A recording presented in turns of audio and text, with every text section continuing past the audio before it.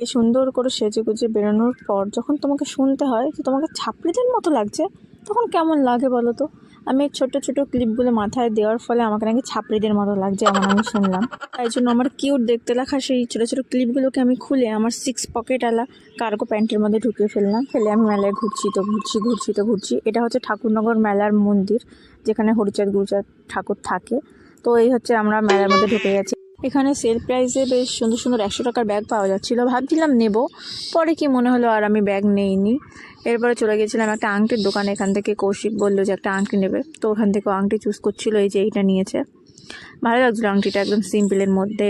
এরপর আমি কিনেছিলাম এই সাদা রঙের ক্লিপটা, যেটা ওর দাড়িতে আমি ঝুলিয়ে দিয়েছিলাম একদম আটকে।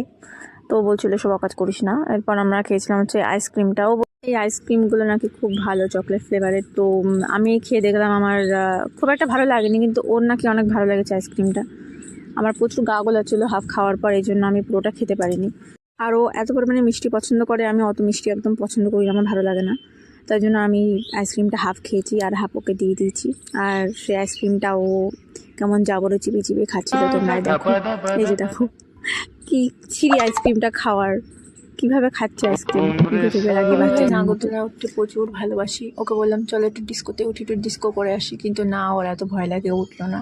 আর আমি কি করবো, একা একা উঠবো, সেজন্য আমিও আর